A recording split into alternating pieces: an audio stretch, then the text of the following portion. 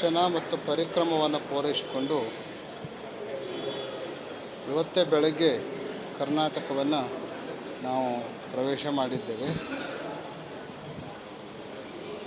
ಕೈಲಾಸ ಪರ್ವತ ಅದೊಂದು ದಿವ್ಯವಾಗಿರುವಂತಹ ಆಧ್ಯಾತ್ಮಿಕ ದೈವಿ ಶಕ್ತಿಯಿಂದ ತುಂಬಿಕೊಂಡಿರುವಂತಹ ಪ್ರದೇಶ. ಇಲ್ಲಿಯವರೆಗೆ ಆ ಪರ್ವತದ ಶಕ್ತಿಯನ್ನು ಇದಮಿತ್ತಮ್ ಅಂತ ಹೇಳಿ ಪರೀಕ್ಷೆ ಒಳಪಡಿಸಿ ವಿಶ್ಲೇಷಣೆ ಮಾಡಿ ಎಲ್ಲ ಜನರ ಮುಂದೆ ಹೇಳುವಂಥ ಸಾಹಸವನ್ನು ಯಾರೂ ಮಾಡಲಿಕ್ಕಾಗಿಲ್ಲ.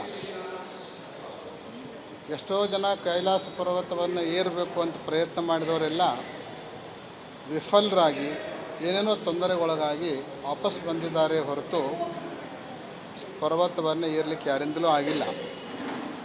ಅಂದರೆ ಇಲ್ಲಿಯವರೆಗೆ ಯಾವ ಮನುಷ್ಯನೂ ಕೂಡ ಆ ಪರ್ವತದ ಮೇಲೆ ತನ್ನ ಪಾದವನ್ನು ಇಡಲಿಕ್ಕೆ ಆಗಿಲ್ಲ. ಅಂತಹ ಶ್ರೇಷ್ಠವಾಗಿರುವಂತಹ ದಿವ್ಯತೆಯನ್ನು ಕೂಡಿರುವಂಥ ಪರ್ವತ. ಇವತ್ತು ಮೌಂಟ್ ಎವರೆಸ್ಟ್ ಅದಕ್ಕಿಂತಲೂ ಎಷ್ಟೋ ಸಾವಿರ ಅಡಿ ಎತ್ತರ ಇದ್ದರೂ ಕೂಡ ಅದರ ಮೇಲೆ ಸಾವಿರಾರು ಜನ ಹೋಗಿ ಬಂದಿದ್ದಾರೆ. ಆದರೆ ಕೈಲಾಸ ಪರ್ವತದ ಮೇಲೆ ಇನ್ನೂ ಯಾರೂ ಕೂಡ ಹೋಗಲಿಕ್ಕಾಗಿಲ್ಲ.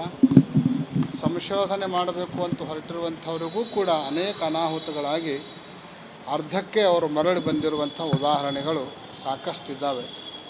ಆ ಕಾರಣಕ್ಕಾಗಿ ಅದೊಂದು ದೈವಿ ಪರ್ವತ, ಆಧ್ಯಾತ್ಮಿಕ ಪರ್ವತ ಅನ್ನುವಂತಹ ಮತ್ತು ಕಾಸ್ಮಿಕ್ ಎನರ್ಜಿಯ ಕೇಂದ್ರ ಅನ್ನೋ ದೃಷ್ಟಿಯಿಂದ ಆ ಪರ್ವತವನ್ನು ಎಲ್ಲರೂ ಕೂಡ ನೋಡ್ತಾ ಇದ್ದಾರೆ. ದೂರದಿಂದಲೇ ಕೈ ಮುಗಿದು ಪ್ರದಕ್ಷಿಣೆ ಪರಿಕ್ರಮ ಮಾಡುವಂತಹ ಒಂದು ವಿಶಿಷ್ಟವಾದ ಪದ್ಧತಿ. ಅದನ್ನು ಮಾಡಬೇಕು ಅಂತ ಹೇಳಿ ಬಹುತೇಕ ಕೈಲಾಸನಾಥನ ಕರೆ ಪ್ರೇರಣೆ ಜಗದ್ಗುರುಗಳವರೇ ಆಗಿರೋಣದರಿಂದ ಪಂಚಪೀಠಗಳಲ್ಲಿ ಮೊದಲನೇ ಬಾರಿ ಈ ಒಂದು ಸಾಹಸವನ್ನು ಮಾಡುವಂತಹ ಶಕ್ತಿ ಮತ್ತು ಪ್ರೇರಣೆ ಆ ಪರಮಾತ್ಮನಿಂದ ದೊರಕಿದ ಪ್ರಯುಕ್ತ ಹೋಗಿ ಪರಿಕ್ರಮವನ್ನು ಅತ್ಯಂತ ಯಶಸ್ವಿಯಾಗಿ ಪೂರೈಸಿಕೊಂಡು ನಾವು ಬರ್ತಾ ಇದ್ದೇವೆ. 3 ದಿನಗಳ ಕಾಲ ಅದು ಪರಿಕ್ರಮ ಇರುತ್ತೆ.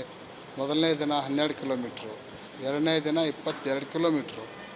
ಎರಡನೇ ದಿನದ್ದೇ ಬಹಳ ದುರ್ಗಮವಾಗಿರುವಂಥ ದಾರಿ. ಯಾಕಂದರೆ ಸುಮಾರು 18,741 ಅಡಿ ಸಮುದ್ರ ಮಟ್ಟದಿಂದ ಎತ್ತರಕ್ಕೆ ಹೋಗಿ ಕೆಳಗೆ ಇಳಿದು ಬರಬೇಕಾಗಿರುವಂಥ ದುರ್ಗಮ ದಾರಿ ಇರುತ್ತೆ. ಕಡಿದಾದ ಪರ್ವತಗಳ ಕಣಿವೆಗಳಿರ್ತಾ ಇದ್ದಾವೆ.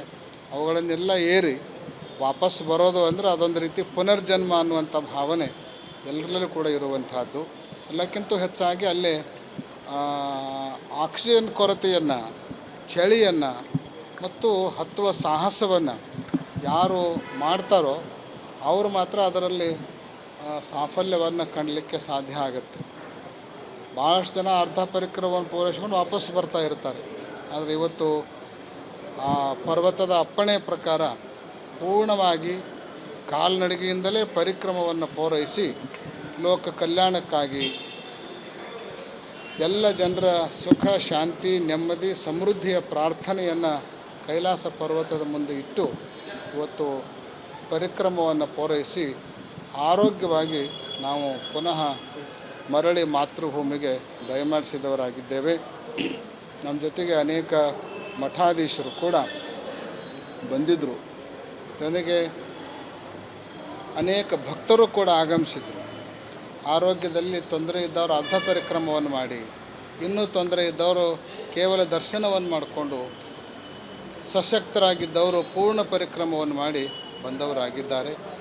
ಅಲ್ಲಿ ಇರುವಂತಹ ದೈವಿ ಶಕ್ತಿ ಆ ಪರಿಕ್ರಮದ ಸಂದರ್ಭದಲ್ಲಿ ನಮಗೆ ಯಾವುದೇ ರೀತಿಯಾಗಿರುವಂತಹ ನೋವಾಗಲಿ, ತೊಂದರೆಗಳಾಗಲಿ, ಆರೋಗ್ಯದಲ್ಲಿ ವ್ಯತ್ಯಾಸ ಆಗಲಿ ಏನೂ ಆಗದೆ ಗುಣಮುಖವಾಗಿ ಪರಿಕ್ರಮವನ್ನು ಪೂರ್ಣಗೊಳಿಸಿದ್ದು ಅದೊಂದು ದೈವ ಸಂಕಲ್ಪ ಅನ್ನುವಂಥ ಭಾವನೆಯನ್ನು ಇಟ್ಕೊಂಡು ಲೋಕ ಕಲ್ಯಾಣಕ್ಕಾಗಿ ಆ ಪರಿಕ್ರಮದ ಫಲವನ್ನು ಇವತ್ತು ನಾವು ಅರ್ಪಣೆ ಮಾಡ್ತಾ ಇದ್ದೇವೆ.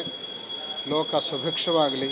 ಏನು ಈ ಭಾಗದ ಜನ ಮಳೆಯ ಕೊರತೆಯಿಂದ ತತ್ತರಿಸ್ತಾ ಇದ್ದಾರೆ, ಅವರೆಲ್ಲರಿಗೂ ಕೂಡ ಸುಭಿಕ್ಷವಾಗಿ ನಾಡು ಸಮೃದ್ಧವಾಗಲಿ ಅಂತ ತಿಳ್ಕೊಂಡು ಈ ಸಂದರ್ಭದಲ್ಲಿ ಬಯಸ್ತಾ ಇದ್ದೀವಿ.